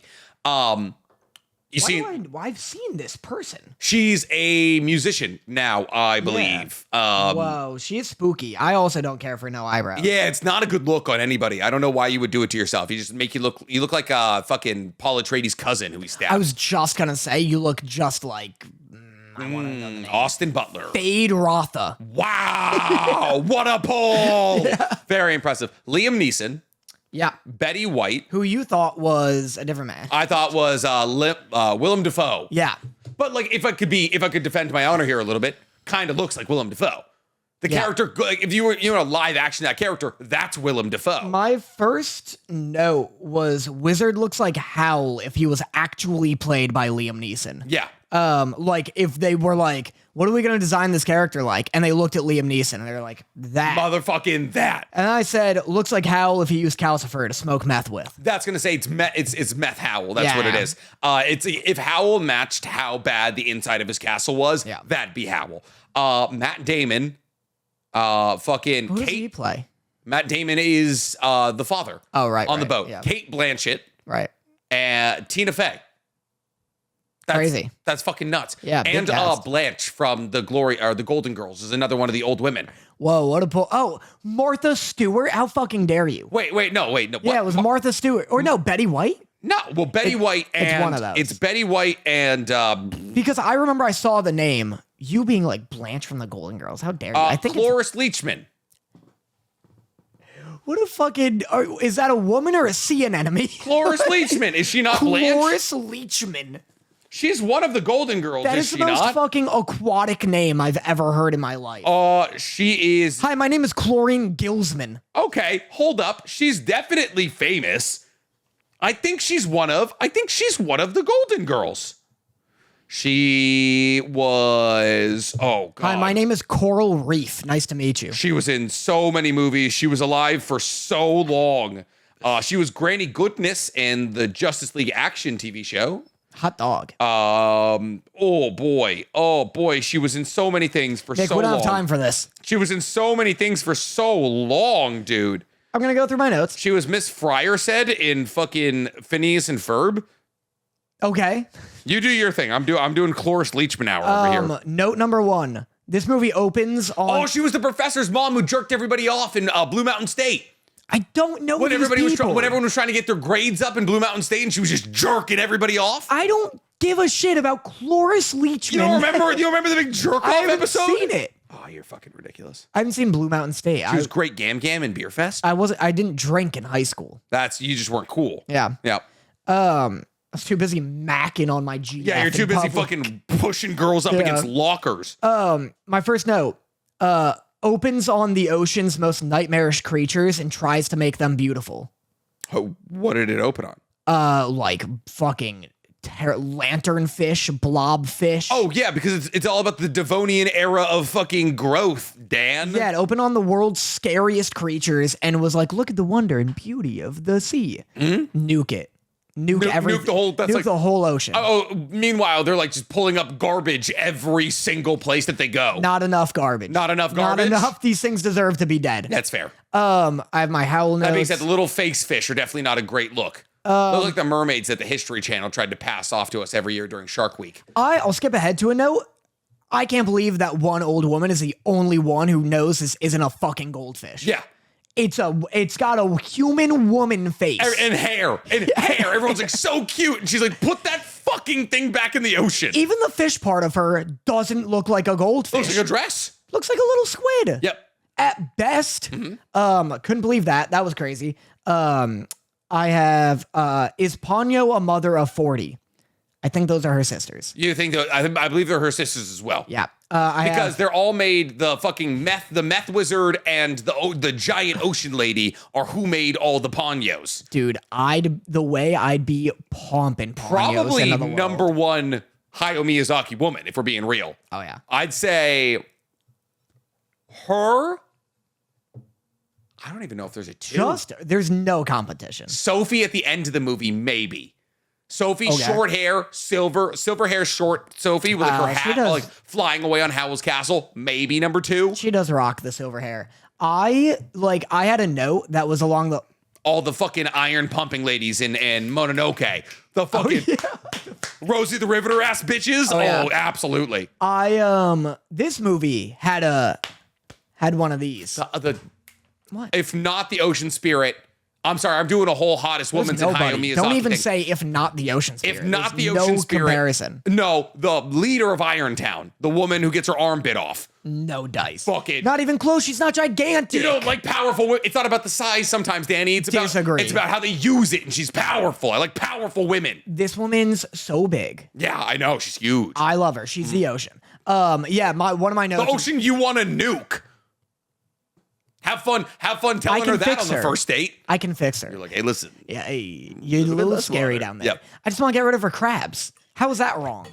So fair, honestly. Yeah, right? Yep. One of my notes was like, I can't believe, like, what's this dude pumping out millions of Ponyos? I get it. Oh, absolutely. I get his appearance. I'd look like that too if that were my wife. I'd never leave the house. I'd never leave the bed. That's actually I feel like that's a pretty apt comparison to real life. It's like every hot woman's dating just like the scrangliest one cigarette away from death guy you can find. I have a note. You know the opening credit sequence that's like kind of like crayon looking? Yeah. Or it's like, like all kind of different art style. My note is Sarah goes, I really like this. And I go, just on instinct, I go, what, this dumb, stupid baby shit? It's her fucking birthday, Danny. God damn it. I know. We were watching it together, and like instantly I was like, what, this dumb, stupid baby shit? And then you're like, oh. You ever say some shit to your girlfriend? You're like, oh no, take that well.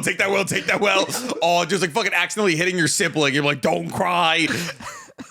Yeah, the don't cry is such a horrifying memory. Yeah. Like when you just smack someone and you're like, stop, I'm sorry. Stop, why did I do that? Yeah. Yeah, I'm sorry. I don't need to eat lunch today. It's okay. Yeah. I have, he goes, he grabs Ponyo and he goes, a goldfish. And I go, not really. Yeah. And then he proceeds to bash it against his palm and then throw a rock at the jar she stuck in. Yeah, dude. That was crazy. Dude, yeah, him just like fucking smashing her out of it. Yeah, and I was like, imagine just like glass in Ponyo's eyes. like, She's like, Ponyo, why? Ponyo, Sosuke, why? Yeah.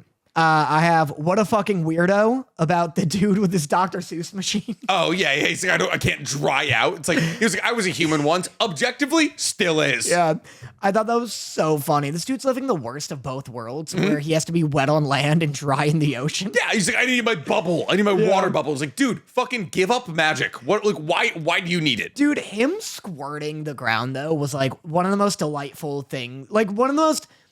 I experienced what I assume other people experience when watching Totoro. I was kicking my little feet. I was like, ooh, what a goofy little guy. What a goofy little guy. When we went to Halloween Horror Nights, you're like, did you watch Ponyo? And you're like, it's awesome. And I'm like, objectively, it's fine. And I was like, so you were way higher on it than I would have even imagined you would be. Dude, I loved it. Yeah, I love that you loved it. I loved it until, and we'll get to that. I'll do mine real quick. Ponyo craves meat. Just that was crazy. Loves ham. Just slurping down ham. She tasted blood. She wants blood. It's what made her human. That was psychotic. Well, because then she goes back to the human realm and she's like, or she goes back to the ocean and she's like, I hate eating whatever this bullshit is. Yeah, like these fucking like green olives she's trying to feed her. Yeah. She's like, I hate olives. And he was like, did you taste their food? Did you drink blood? And I'm like, why did you assume that? How often do you fall into that situation, friend? Which leads me to my theory. Ponyo's a piranha, not a goldfish. I like that. Ponyo's an actual piranha. Ponyo is a magical crossing between the ocean and a scrangly ass man is what she is. She craves flesh, which is horrifying. Here's my thing. I'm gonna start discourse with you here. The end of the movie ends with Sosuke and Ponyo having like a little kiss. Yeah. That turns her back into a human. And Dorothy was like, they're too young for this. And I was like, it's a beautiful story about childhood friendship. Where do you fall? Where do you fall? Are they too young to do a love story, or is it a beautiful story about like, oh, I'm 6 years old and like I love this person? I like her taking the kiss from him. That was fun. Like she comes at him like a torpedo and kisses his little forehead. There's a lot of pressure to put on Sosuke. Yeah. Everyone's up his ass like this needs to be true, genuine love forever. For like she's 6. Imagine they're like 14 and he's like, never mind, Ponyo. And she's like, I gave up magic. I gave up the moon. The moon. Was it only because the moon was hurtling towards Earth? I love the bit. We'll get into it. But in terms of your question, yeah, I think it's whack that everybody's like, Sosuke, if you stop loving her at any point, she will turn into sea foam. We've lost $400 billion in satellites already. Kiss the fucking child. Like, it's not reasonable to put that on this 6-year-old boy. And she's like, and they're like, do you love Ponyo? And he's like, sure, I love all the Ponyo. And I'm like, you gotta ask this kid again. You can't come out that fucking weak here, bud. Come on. I was like, buddy, Liam Neeson, he's not fully with you here. The moon needs words of affirmation, all right? So yeah, I think it's ridiculous to make Sosuke make that kind of commitment at age 4 or whatever. It's so absurd. My favorite thing is Lena just nukes. Lena just fucking nukes around in her car. Worst Ghibli mom, objectively? Great Ghibli mom. Closest Ghibli mom to my mother, I'll tell you that right now. Unless you want to get real introspective about my childhood. Awful mom. She's a great mother. Awful person. Singular. Her dad, no dad to help out. So our dad. Yeah, so she gets boozed up every night. What do you mean? She had one beer, Dan. She had one beer. And then passed out at like 8 p.m. She was laying down because she was upset her husband hadn't come home from the boats. She's whipping around the fucking highway. And then during an actual tsunami, when the bridge goes down, she's like, I'm fucking getting that hot chocolate. I don't really know why she has to get back to the house. They never really established why they have to get back to the house so desperately. She just wants to be there. Yeah, she's like, I just want to be home. Yeah. And then their house kind of floods. Yeah. And then drives through the tsunami, drives through water. And she's like, hold on, Sosuke. She's like, oh, this wave is following me. And it's like, that's a bad thing, Lena. She sucks. She's a bad person. And then she's just fun like, mom. And then she's just like, I guess I'll have a fucking other kid. Yeah. She just adopts Ponyo. That's a chill ass mom. She's gonna get these kids killed. Why would she get the kids killed? She's driving like a maniac. Well, yeah, that's incredibly fair. But as somebody whose best friend growing up was a raging alcoholic who kept the handle of Smirnoff in her purse and would take swigs out of it when we were driving, and like me, we were too young to know. I'm used to some crazy driving. Yeah. 30% of the car rides I took as a child were with a very, very inebriated friend's mom. Crazy. Yeah, it was great. Good. No, doesn't make her a good Ghibli mom. It made her fun though. It made her a great hang. Yeah. But yeah, no. So I said, when they're driving away from the wave, here's how I knew Lena's a great mom. Fucking Sosuke's babbling some nonsense. You remember Sir Pentious and like how he always ignores his eggs because they say insane shit. Fucking Sosuke's looking out the car and he goes, there's a girl running on the waves and she fell in. Yeah. And fucking Lena goes, what? And stops the car.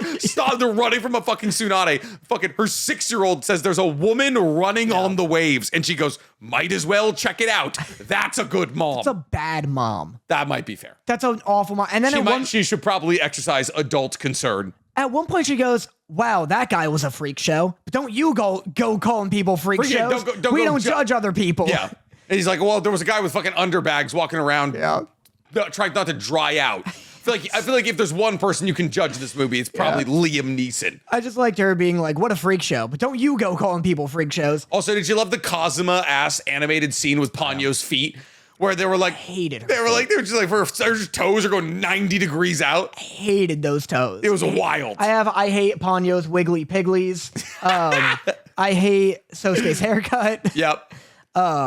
Oh, how about the entire town just seeing 2 5-year-olds on a boat during a fucking like national level like catastrophic During event, a wet apocalypse. and they're all like, "Oh, go get them, everybody!" Like nobody's like, "Hey, how about no? We'll help you." This was the epitome of everybody being like, of the Ghibli, the entire town is high on their ass. Yeah. Like, this is the epitome of too casual of a town folk. Because they're in this water apocalypse. The moon is there. That was the thing. I love, everyone's like, oh, Liam Neeson's a wackadoo. This dude sucks. He's trying to prevent true love. This whole movie, everybody's like, let them kiss maybe. And Liam Neeson's like, the moon is the size of the sun. Like, Satellites are crashing. We don't have GPS anymore. there's like a shot where like the old woman's like, just give him a chance. And then you hadn't seen the moon in a while. And Liam Neeson's like, you do not understand. And it pans and the moon is like most of the horizon. Yeah, it's like, oh, we're gonna go to the Mountain Peak Hotel. And you know, on the other side of the earth, because the moon is closest to Japan right now, that there's just no water anymore. Like they're like, oh, all this water, lovely. Just hey man, not the whole world is going through this. Imagine being in like fucking Ethiopia and hearing that your ocean is gone because a fucking 6-year-old didn't like another 6-year-old. It's ridiculous. Why is all this happening? Love. Yeah, love. Just curses. There's a racist poster in Sosuke's school. Did you see that? No. Let me show you. It's like a racist, like buck-tooth, like yellow-skinned Chinese person. Oh, nice. Oh no. Isn't that crazy? Oh no. Have we tried using Translate on what that could possibly mean? I'm doing it. It's like the face of a Chinese person, gigantic teeth, squinted eyes, yellow skin, rosy cheeks. I'm It using simply cannot be anything else. but I'm trying to. Okay, it says I took a photo of it. Yeah. I'm not getting anything. It's not registering it. It's just a bunch of nonsense. It's like fake Chinese characters. No, they it's like went all the way. full on defo kanji. But it's drawn by a child. So it doesn't register. So that was funny. I'll give it to Stank to put on screen. Yeah, so we're not just being like indicting ourselves here. I have well, I had a note where someone was like, the moon is so close, it's causing the ocean to rise. And I had a note that said, not how the moon works. And then later I had a note that said, my bad. It is absolutely how the moon works. In this movie, not in real life, the moon doesn't get closer But if to it the did, Earth ever. But if it did. if it did. But like, why would this guy think that? Just some random ass sailor? Because the moon is the size of the sun. That was a 16 though, when he's like, what are those mountains? Where the fuck are we? Oh, and he it's was like, all the it's boats? a wave. Yeah. And then there's the God of Mercy. It's never revealed why Matt Damon is out on the ocean with just one other man. It's like the Coast Guard, I guess. Something. I don't know. That or they're fishermen. It's never really touched Is on. he the one cleaning up the trash? No, I don't think so. Well, they were fishing, eh? Oh, got you. They just only caught trash. Oh, there's like a 30-minute sequence where they're like building a toy boat, kind of. Yeah. And they're just having a great time with it. And all I could think the entire time is everyone on Earth is dead. Yeah, so like entire generations of people are underwater. Yeah. They're just like, haha, maybe this will work. And they're making the candle all big, and they're like, oh, it's like for some reason it's a fucking propulsion engine. Yeah. This movie, genuinely, almost like second best Ghibli movie. Wow. Genuinely. You know what keeps it from being that? This has maybe the hardest Ghibli wall I've ever hit. What is it? Can you guess? Is it the goddess? Is it the wall? Is it the wall of boats? Because everything after that is like, oh, the house is flooded. We got to build this boat. We're tooting around. Is it when like he opens the door and they start tooting around on the boat? Yes. I wrote soup boat - this movie needs to end. Yeah. When they meet those other people and they give them soup and she's like, this soup will help me make milk for my baby. And then she's like, you know what? That's good. Actually, that's fine. And there's like 20 minutes left. And I was like, it's all kind of nonsense after that too. Yeah. It's all like, oh, we never explained any of this magic, but we're fixing it up with magic nonsense. yeah. Well, it's also a bunch of just meeting other people and they're like, hey, we're doing all right, Sosuke. Yeah. billions are dead. Yes, like, most of Japan is underwater. Yeah. I get that we have 40 people on these boats. That is not indicative of what's going on elsewhere. It was like impossible to pry me from my phone once Soup Boat showed up. I was like, this is agony. This is the worst. It turned into the worst Ghibli movie. I was like, it gets real slow real quick. yeah, I was like, I've never been this bored. So where does it fall in your ranking? Mononoke, 1. Yeah. Nausicaa, I don't know. I've only seen Moving Castle once. I like that old one. Howls? No, sorry. The Castle in the Sky. Castle in the Sky. Castle in the Sky, best bad guy in Ghibli films. Just a Only bad guy. Just a convincingly evil dude. Yeah, this one doesn't really have a bad guy either. Because he's right. He's just right. Just the moon right. is just coming. Yeah. Like he's actually like trying to, he's like, I hate humanity. The only guy trying to save humanity. Okay, it's Mononoke, Nausicaa. God, it's tough. Maybe this one. Wow. I think it's Ponyo. Over Howls. Yeah. That's fucking crazy. Dude, the scene, I can't believe we didn't talk about it. The scene where she's running on the water and they're fish. Yeah. Unbelievable. Like, Super the dope. best animated scene in any Ghibli And she's movie. like all the fish are like crashing behind it. And Yeah. she's jumping back to the other fish in the ocean and riding new ones behind him. Yeah. It's outrageous. It's like the best scene in any of these movies, I Yeah. personally think. I also had a note that was he somehow made water look goopy. He does. Yeah. He makes water look goopy as hell. But yeah, so I think it's this. Then I think it's Howl's Porco Rosso, Spirited Away. I just love that Porco Rosso's going further and further down the list. And then fucking Totoro Kiki's. Wait, did you just put Porco Rosso above Spirited Away? Yeah, I'm surprised your note was that Porco Rosso's low when I did that. You put Spirited Away below Porco. yeah. You're fucking insane. I'd watch Porco Rosso way before I watched Spirited Away. That's so nuts. All right. Howls, Mononoke, Nausicaa, Spirited, Ponyo, everything else, Porco Rosso. Insane. Castle in the Sky. We've seen so many goddamn movies. All right, should we do our game here? Yeah, how does this work? You have to explain it to me. All right, so today me and Danny have a game based off the incredibly popular TikTok filters that I'm doing all the time, where we have to choose one character for each stat for 5 stats to build a Dragon Ball character, and then you guys in a community poll are going to tell us whose character is stronger. Of those 5 stats that we're going to be choosing from, we're going to be choosing one character to be our teacher, one character to be our body, one character to be our spirit power level, one character to be our fighting ability, and one character to be our intelligence. I get it. It's not, Well, we just tap yeah, to pause. wildly simple. And then the way that me and Danny are going to complicate this game a little bit, make it a bit more fun, is that me and Danny have the ability to call for a swap against each other. But we do have to win a coin toss, a heads up. How many do we get? How many swaps do we want? One. One. You just want one swap. That's what Stank said. Do you want to do it at the end? Do you want to do it like... Sure. Right. Or you don't want to do it like, because maybe you use your swap. I feel like if we were like, you used your swap too soon, that's kind of a fun dynamic. Okay. Yeah? So I'd say after we both like flip one stat, we're like, hey, do you want to flip? Yeah. And then at that point we do it. Yeah. Got it? Okay. Okay. So we should do this. So basically, Stank has compiled a 4 to 6 second video that cycles through a bunch of different characters from Dragon Ball. We have to pause the video at a certain point to try and get the character that we want. I mean, so it's going to continue cycling indefinitely. So we pause whenever, and at that point, we get the character that we want. Are you going to look or are you going to leave it up to chance? I think we should leave it up to chance. All right. So are you going? Ready? Problem is, on Discord, tapping doesn't pause the video. Press the pause one. All right. Okay, hold on. 3. Wait. Don't look. I'm not. I was just making Now sure. we're making it random, you know? All right. 3, 2, 1. Who'd you get? Yajirobe. I got Chaozu. Fuck! Okay, that's our teacher. So my teacher is Yajirobe. Yours is Oh, Chaozu. sick. Mine's going to teach me how to fucking kill myself. Oh, cool. What a good teacher. Oh, actually, I might learn how to make sensu beans. That actually could be a big plus here. Yanjirobe. You'll learn how to eat them. Yeah. Or cut off tails, or cut off Vegeta's tail.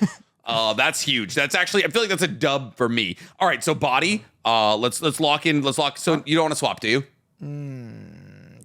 No. It's kind of a moot point both ways here. I mean, look, he's better than me. Yeah, You for know, sure. like- Oh, for sure. I'd rather have Yajirobe than Chaozu, but all right. Yajirobe's kind of fresh. He low-key kills Vegeta. It's like he like low key, like he's like very important, and then he's just like, you know what? I'm not gonna keep fighting all these like super powerful aliens. I'm just gonna go grow some beans. Yeah. He's like Jimmy Carter. He'll teach you to learn your limits. Oh my god, he's Jimmy Carter. Who's Jimmy Carter? You, Sport guy? American U.S. President Jimmy Carter, peanut farmer. Oh, sorry.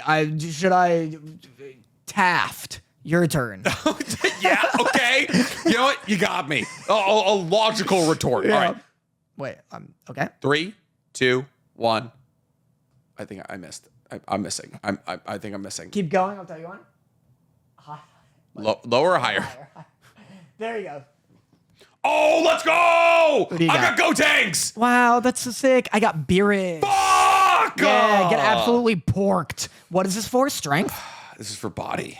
What are you hyped about Gotenks' body for? Right. Oh, besides the fact that it's 2 Super Saiyan 3s fused together. Wow, get absolutely Gotenks isn't that bad. I can. Ooh, do I Gotenks is good. He's the god of destruction. switch? Do I go for the flipsies Do here? you go for the flipsies? See, this is why it's fun, Yeah, right? You're right. Because Gotenks isn't that bad. Like, obviously, Beerus is better, but body-wise, Gotenks is not that bad. I think I'm going to hold on to Gotenks here. All right. Because it's body. He's strong. I don't have Gotenks' intelligence. That was the problem with Gotenks. That's fair. Okay. Power level. I think it's stupid that there's Dragon Ball Super and Dragon Ball Z characters in here. Honestly, what's a good body without a good power level anyway? Fair. You know? Very so this fair. is the one that really matters. All right. 3, 2, 1. Who'd you get? I got a pig. I got Oolong. Wait, I got Yamcha. Yamcha. I got Yamcha, but I think I accidentally. Oh, did it? I think really? Dude, it's on Yajirobe. Look, it's not, I'm hitting press and play, and for some reason it's not. It's not cycling. That's fate to me. It's not cycling through That anymore. sounds like fate. No, I got Yamcha. Oh, All right. Massive upgrade, Yamcha. Okay, fucking yikes. I'll do my swap. What? I'll do my swap. You want Yamcha for your Better porky? than Oolong. Yeah, very. Use the Itachi card. All right. Itachi's heads. Yamcha's heads? Well, Oh, Itachi's heads, as in on the coin. Gotcha. yeah. Heads or tails? I'll call it in the air. No. Yeah, No. absolutely. I can 100% call it in the air. That's how it works. Heads. Fuck! Tails, baby. I got fucking Oolong! Tails, baby. Oolong. I get Oolong? Oolong, bitch. You get Yamcha. Congratulations. Get fair. One of the Z fighters, at All right. least. Fighting ability. I feel like these are all the same. Like, this is like taijutsu. Yeah, This is yeah. like hands no jutsu. Fuck. All right. All right. 3, 2, 1. I'm missing. Here we go. Who'd you get? Birder. Beerus, baby! Let's fucking go! I have Oolong's power level and Beerus's fighting ability. Uh-oh. Not entirely sure how that works. That's interesting. You You lucked out. I- And then intelligence. Fuck. I guess intelligence, I'm just going to have to... I guess if you do better than me, I can just use my swap here. Yeah, this could really make or break it. Okay. 3, 2, 1. I'm missing. Up. No, you just double tapped. Up a little bit. Yeah. Okay, hold up. Down.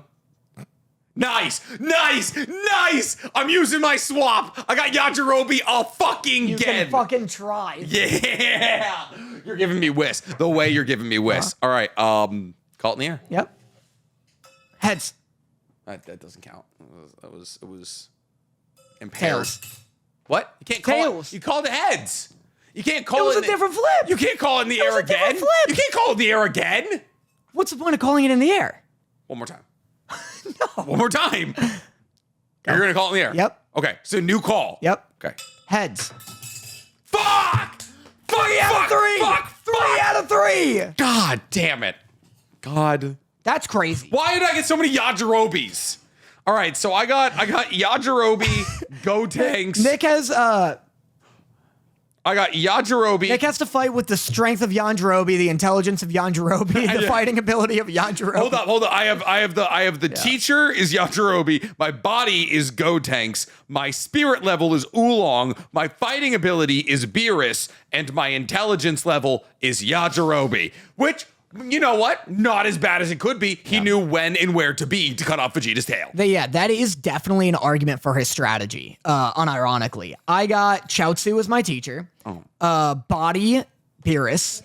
Power level, Did you get did you get one of the, who'd you get? Who did I get for power level? Did we do swap on power swapped. level? Yeah. I had Yamcha. I got Yamcha for power level. You have Oolong. Yeah. I have fighting ability of Birder, and I have the intelligence of where the fuck was it? Whis. It's pretty good. It's a close fight. Yeah. It's a real close fight. So vote in the poll, and we will determine who gets homework. Cool. All right, that brings us to our best boy. My best boy for this week, Quan. Quan? The guy who betrayed Alendi at the Well of Ascension. A big Quan guy. My thing is, so I'm onto the Well of Ascension. I'm like halfway through the Well of Ascension book right now. Second book in the not Wheel of Time, Mistborn series. And like in the first book, it's like Alendi's, like they're talking about Alendi's logbook and all this. And they're like, oh, Rakesh. Rakesh. Rakesh is the Lord Ruler. But then Quan is talking about how he was the guy who... Rashik is the Lord Ruler, but then talking about how Quan is the guy who betrayed Alendi, and I'm like, but there's too many. I was like, why? It was like, Quan, if you're the one who betrayed him, why didn't you become the Lord Ruler? I want to go to the Well Ascension so badly. The fucking mists are out during the daytime, fucking Scar starving themselves because they're afraid of the mist. The mists are taking people, and then like Vin is like getting grabbed by mist creatures, and she's still being mean to her Khandra, which is fucking rude because he's so nice. He's a dog now.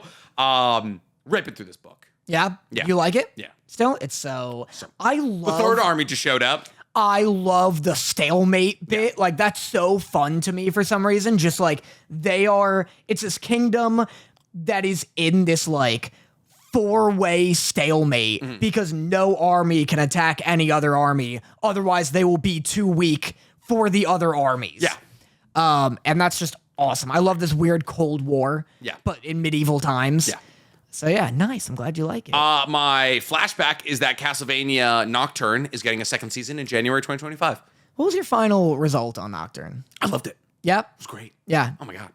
As good as original? I love the character designs. So goddamn good. Really the animation's good fantastic. I love that the main character's entire thing is that he just beats the fuck out of demons. Oh, really? I was just going to say, I don't like the main character as much as, I like that he uses It's hard to fists. like anybody as much as Trevor Belmont. Yeah. Trevor Belmont's just the better main character. Yeah. I think the cast of villains is better, though. Yeah. In Nocturne. I agree. They're very cool. Cool. Nice. Do you have a best boy and or a flashback? My best boy is Frieren. We're going to talk about it. Okay. It's just good. It's very good. I will say. It's the only way to explain it, is that it's just good. Here's what I'll say. It doesn't come without pros and cons. Okay. I watched the first 8 episodes.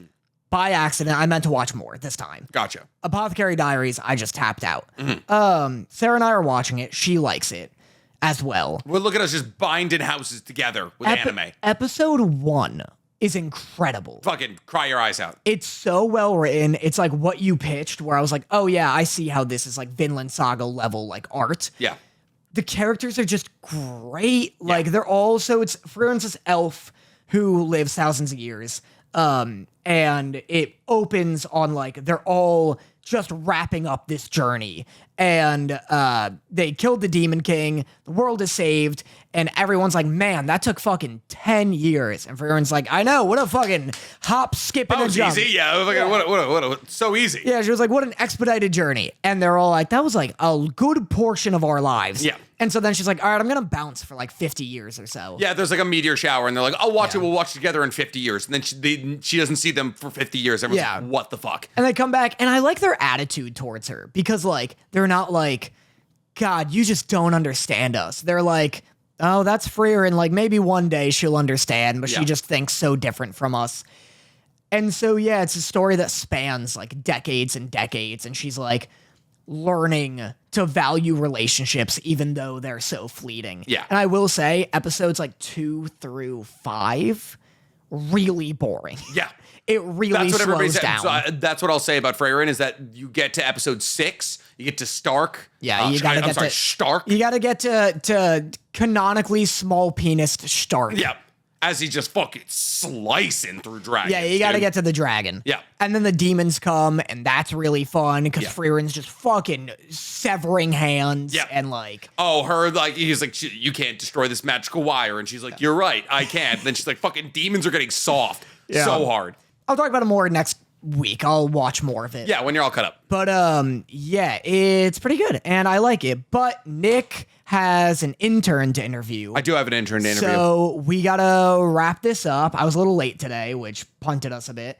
But I've been Danny Motta, also well known as Danny Motta. Yep. I'm like doing your bit, but with your lines. I love this. I love just being here, absorbing this. Check out our other channel, AnimeIRL, where Just we put out Find My Waifu. Yeah. Growing like crazy. Chris finds a waifu. Raven Grimm, it's Unche, and Meggy Cosplay joined us, which is fucking awesome. And yeah, thanks for listening and watching. Okay, guys. Bye. Love you. Mwah. And now for my next number, I'd like to return to the classics.